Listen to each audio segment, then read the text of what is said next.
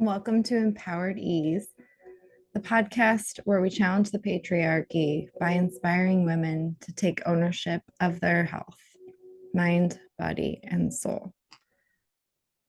My name is Jen Olinger. I'm your host. I'm a holistic coach, a critical care nurse, and founder of the Moonflower Collective. Each episode, you'll hear from incredible women, healers, health practitioners, coaches, nurses, and pioneers making a difference. Together, we'll delve into their personal stories, the inspiration behind their work, and how women heal and thrive in community. Discover how by uniting our strengths and sharing our journeys, we transform not only ourselves, but the future of health and wellness. So tune in, be inspired, and empower yourself alongside our vibrant community of women. This is Empowered Ease.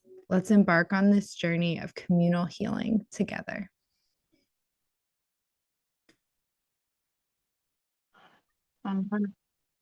Welcome to Empowered Ease. My guest today is Avie Heidenfelder. Avie, tell me your title. So, herbalist and holistic menopausal wellness specialist. Ooh, I love it. Those of you that know me know that last name Heidenfelder is my maiden last name, and Avie is actually my aunt. But Avie and I work together a lot. We do a lot of free workshops together. But I wanted to have Avie on the podcast because she has a interesting story and is helping women with hormones, which if you follow any of my socials, you know that mine are all over the place. Perimenopause is awful. So Avie, tell me, a little bit about this perimenopause hormonal awfulness that I'm going through and how you help people. Today is one of those days. Today is one of those days. Well, I am not in peri. I'm already in full blown. So it is still one of those days. Yeah. So I just, I used to work in the corporate field.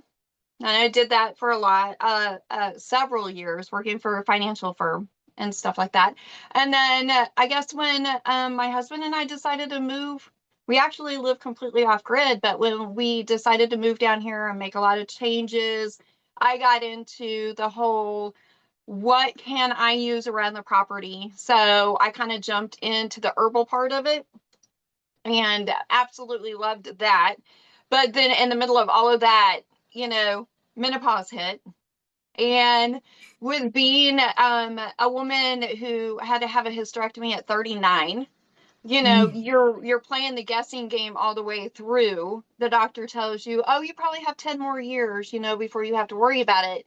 But you're constantly thinking about it, And so I finally got to the point where it actually hit. And I'm doing one of those things crying. And the husband's like, why are you crying? I don't know, So Yes. we've all been there. And if you haven't, hopefully you don't get to that point that bad.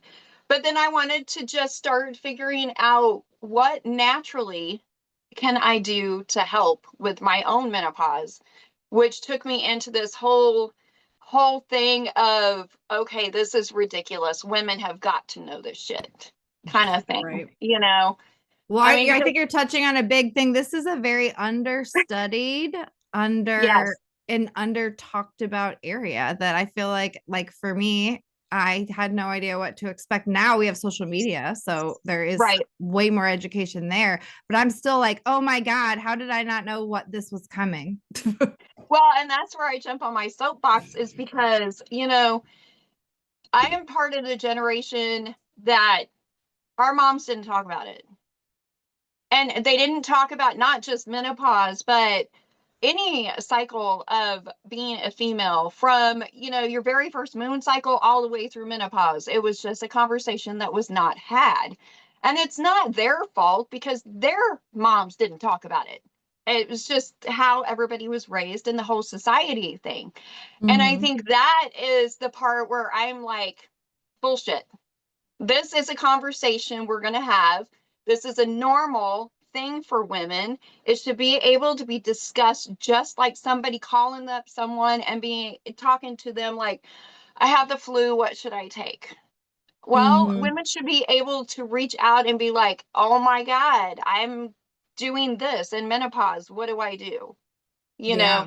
so it's like breaking the whole barrier. This is not like the curse that we, kind of like getting your period and stuff like that. There's nothing wrong with this. It's a natural journey. It's different for everybody, Yeah. and it's just something that I think needs to be brought out and talked about more. Oh my God, I agree with you 100%. But I'm like, I am young to go through perimenopause as intensely as I am. And I think there's probably other factors like my lifestyle and job choice that make mine Yep. worse. But it is probably like if it wasn't so talked about to the level it is now, if I think I would think I was going crazy. Like I Oh legit yeah. would think I was losing my mind sometimes because of how Yep. differently I can feel day to day. I made a post this week about feeling numb, like just feeling like waking up Yes. one day and I just couldn't understand. I didn't feel caring towards anything like Mm-hmm. anyone else. And that was not who I am. Like I Right. generally am like an overly caring person who does a lot for a lot of people. And Yep. I couldn't even understand who I was because I'm like, why do I do this? Like it Right. felt Right. Why do I scary. feel like this? Yeah, I'm I like, it's scary. Yeah, I wrote about it last week in my Mhm. newsletter that I'm usually the funny, the sarcastic, the usually annoying friend probably. And I am the one that reaches out to everybody, and I am the one that tries to make everybody feel better or lighten the mood and everything else. And like for 2 weeks, I'm like, I don't want to be around anybody. Mhm. I was not me. And I Mhm. didn't want that coming off onto anybody else. And it's Mhm. like, no, they don't know me that way, but I'm just going to sit here in my little shell and I'm not going to see anybody and I'm not going to go anywhere and I'll communicate by messaging, but that was even limited Yeah. because, and then I went out and I sat in my garden and I sat there in the sun and I started crying for no reason. Because, and I can't say for no reason, I started crying because I was not me. Mhm. And you can sit there and you can feel this is not me. This is not who I am. This is not how I normally am. This is Mhm. not right. What the hell is going on? You know? Mhm. So Yeah. yeah, and that's why way back in the day, so many people, women were put in psych wards, psych hospitals. Their Yeah. husbands were like, "Oh my God, they're batshit crazy or whatever." No, no, honey, it was menopause. It's our It's bodies. I swear, my body feels like it's killing me. Yeah, You some know? days mine does too. Like, Yeah, yeah, yeah. But I mean, to me, it's the whole conversation about, I want my granddaughter to know everything. yeah. And I have no doubt that my daughter-in-laws will make sure that happens. But I also I want not just our daughters, I want our sons to know because our sons are going to grow up and be around women that are going through all of this. And they Mhm. need to understand. They're not going to have total empathy or whatever, but they need to at least have a little bit of an idea of what is going on with women in their lives and how to help handle that and Yeah. how to actually be a cheerleader and support system instead of, oh my God, you're so crabby today. You know? Oh yeah. I think my Yeah. husband just withdraws because he's like, I don't know what to do with you. Yeah. I'm gonna take a few steps back now. Yeah. It used to every morning, I would get up and get coffee or whatever, and Mike would be like, oh, did you sleep okay? Now, usually it's like, how are we doing today? Scanning Almost you. like it's pre-warning of the, it's not a good day, or hey, we're good. Right. Yeah.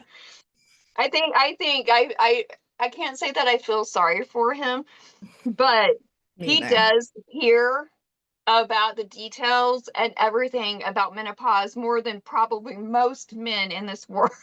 Oh. Because I'll be like, hey, did you know the reason I was like this is because Oh, he'd be educating him like, all the time. I do that to my husband too. Okay. He says But he it's can tell good. what kind of a mood I'm in by how I greet our dogs at the door when I get home from Oh, work. He's like, yeah, how but you see, greet that's the dogs, I good. can tell. That's good though, that he Yeah. picks up on that Yeah. because a lot of guys don't. They Oh, don't pay attention to that. So it doesn't mean we don't want to smack them around later, if we're in that mood, oh, but yeah. I still, don't think it helps a whole lot, but right? who Yeah. knows? So how do you work with women and their fluctuating hormones? So I do have a coaching program coming up pretty soon. I do have a free, I am doing some free little mini workshops that lets people get a little bit of information about Mhm. menopause, whether it is an overall view of like the three stages so you can figure out where you're at, because that's always helpful. You can't, I know they have the guidelines of the age and all that. You can't go by that because It's very everybody's different. understudied. It is, and everybody is different. It's Mm-hmm. not like Tylenol works for everybody. Everybody's different, and their daily lives, their diet, their activity, all of that affects Mm-hmm. what you're going through when it comes through menopause. So I do some mini workshops, and like I said, I've got the coaching program coming up. I probably will be rolling that out in about a week or two, actually. So I'm really excited about that. So that will be it'll be a month. So it'll be 4 check-ins, about an hour and a half to 2 hours each time. And what we're going to do is we're going to start out by assessing where you're at, how your body is, what your lifestyle is, and everything else. I'm going to personalize a product specifically, whether it be tincture or herbal tea, that is solely just based on the assessment that we do. Oh, cool. And then we're also going to work through some of the holistic stuff. So it'll be diet, activity, moving, mindfulness, and all of that. So Cool. we'll do that for a week. Yeah, or a month. I'm sorry. Once a week for a month. That Yeah. sounds awesome. Yeah. Also I wanted to touch on this earlier, but you mentioned that you live off of grid. Um, Yeah. you want to tell us a little bit about how cool it is where you live? Your Actually, it's very story of cool. it is very Yeah, cool. it is very cool. You technically, it's not cool to get to my house because our neighbor up front is kind of, junkyard-ish, but it is cool in the fact that a lot of people don't know we're back here Mm-hmm. because you'd have to drive in his drive to get to us. And Mm-hmm. so literally, yeah, we're back here surrounded by just woods and that's it. Um, Mm-hmm. yeah, so we've been here for 9 years. Yeah, we've 9 years we've lived off grid. We started out in we like to call it our little tent house. So you And it guys was you retired, yeah, right? You both retired yes, yeah. and decided to like live like you guys bought some property and basically like built your own little paradise, right? Yeah. So what we were doing was we bought the property. We lived in Illinois. We bought the property. We were going to come down here on the weekends and do stuff. Mike retired, and this was just going to be our hangout and place to get away. And we were down here. I think we bought it in March, and we had had it for a year that we both were working, and we would come down here and hang out and do some stuff. And then the following year, he had retired, and we came down like 3 months after he retired, and we spent 2 weeks down here.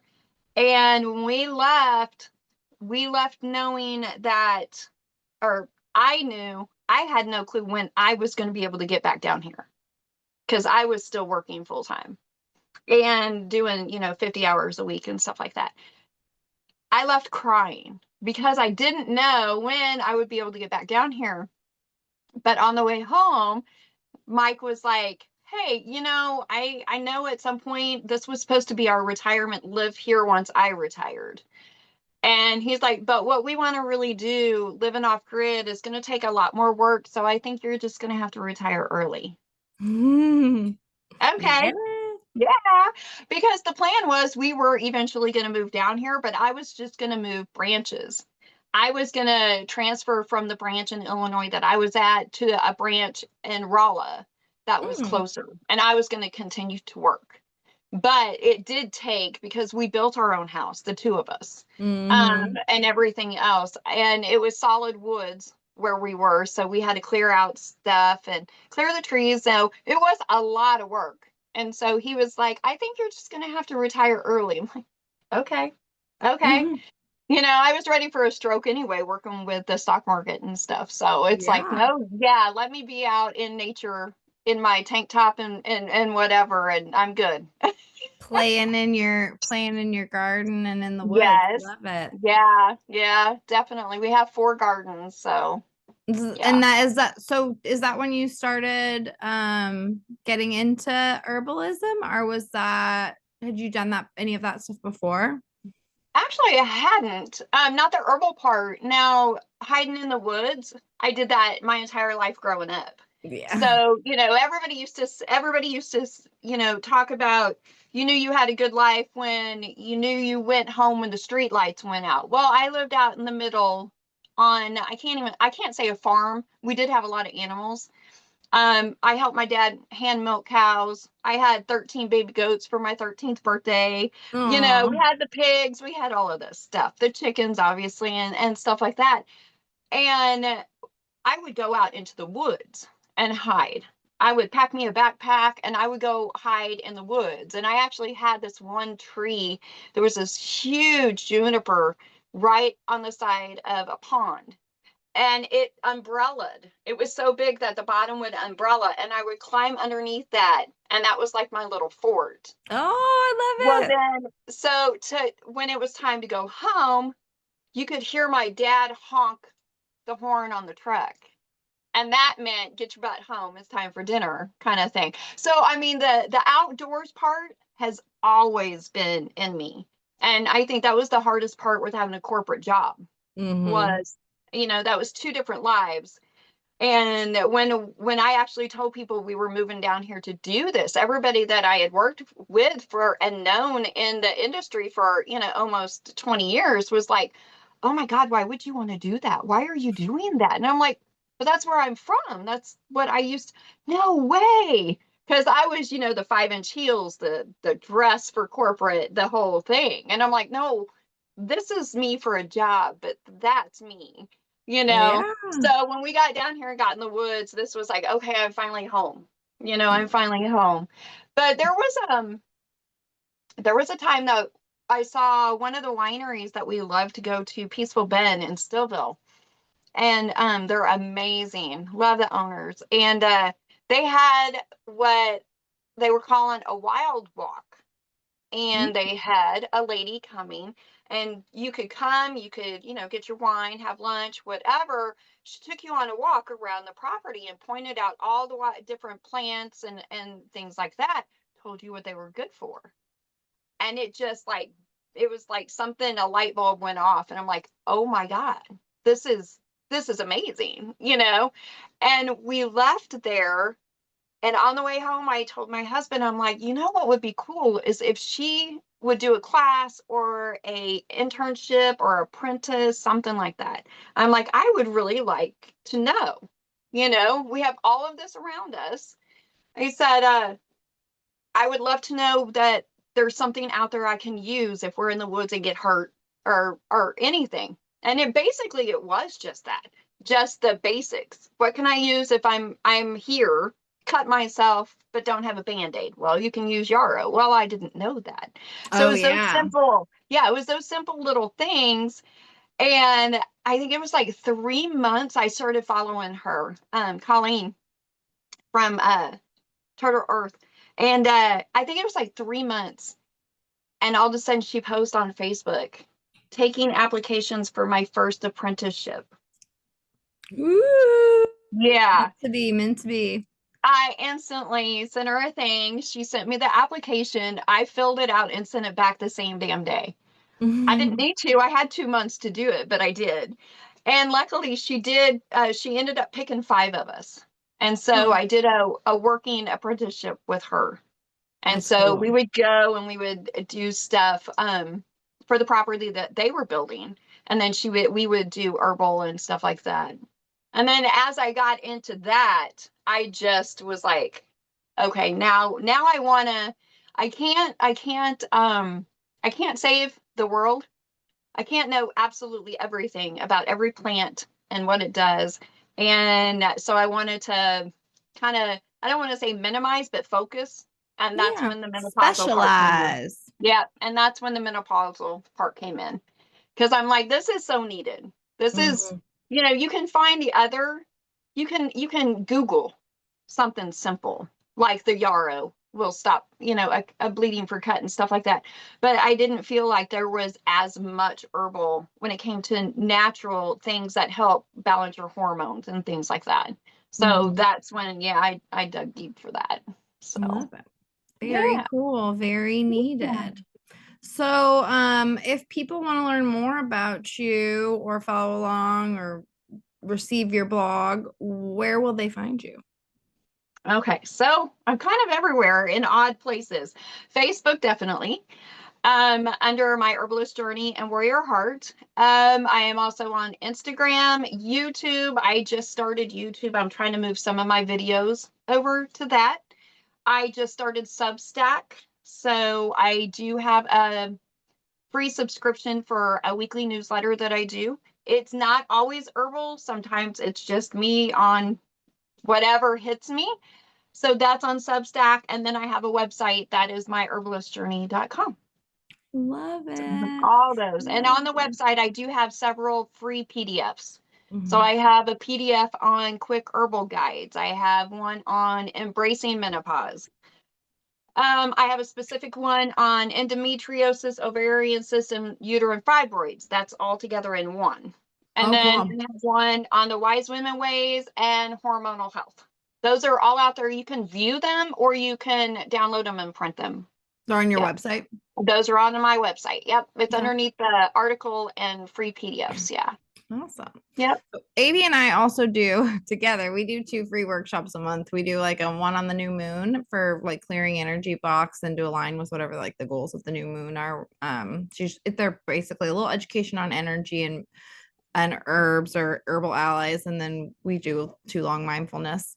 And then we're starting a series on the chakras, and we're doing this month. We're just doing an overall like introduction to the chakras. And then we're going to work our way from the root to the crown and then do like a full balance of the whole thing at the end. So those are all free and we do them virtually online if anybody wants to come to those. It's a lot of fun. We've gotten a little following, so it's Yeah. exciting. And you leave feeling really good because it's basically just like 2 peaceful mindfulnesses. So Yeah. It's very and a little relaxing. education. Yeah, Yep. Definitely. love that. Yeah. Well, Avie, thanks so much for coming on here. I was excited to have you. Thanks. We work together all the time, but I definitely wanted to have you on the podcast so people could hear about all the awesome things you're doing. So Thank you. yeah. Anything Yay. else too? Oh, I didn't ask you. I always ask everyone what their What? go-to self-care is. What's your go-to self-care when like things are awful and it's your one thing that makes things better? Honestly, and I'm lucky enough to be able to do this, I usually go out in the woods and sit. I I was have, wondering if that was what it's gonna be. yeah, we have a section of our property that has huge boulders. And like when I do a new moon ceremony, I take people over there and that's where we meditate. And it Oh, overlooks the dry creek and stuff. So that's my go-to. I'll just I love it. pack a little backpack and walk over there and hang out. Yep. I love that. That's And beautiful. hug a tree. Oh, hug a tree. That's Yeah. cute. I love it. Perfect. Well, thank you so much. And I Thank will put you. all the links to all your stuff in the show notes. Awesome.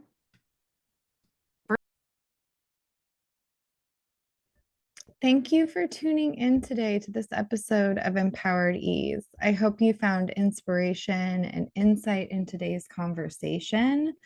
If you enjoyed the show, please consider subscribing or sharing the episode with someone you know who needs to hear an empowering story or would benefit from the empowering stories. You can also buy us a cup of coffee on our website, which goes a long way in editing the show and finding guests. For those of you that are looking for a little more and some support in reclaiming your energy and your joy, I invite you to explore my program called From Burnout to Blossoming, Reclaim Your Energy and Joy. It's a transformative journey that I walk you step by step through to help you rejuvenate and embrace your full potential and re-engage in the joy of life. So you can always visit my website, www.themoonflowercoachingcollective.com, and to learn more and sign up. And don't forget to join our vibrant community by subscribing to my newsletter. You'll gain access to a free supportive community and network of women tackling burnout. We regularly post and have conversations inside our private group. It's totally free. You'll also receive updates on the 2 free monthly workshops I do each month. I'm starting a chakra series currently, and we would love for you to join. Also, it'll help you stay in the loop with all the empowering initiatives that I'm doing at the Moonflower Collective and all the guests on the show, Empowered Ease. So together we can nurture a space where women thrive. I hope you'll join us there. Until next time, continue to empower yourself and each other, and take care of yourselves, ladies.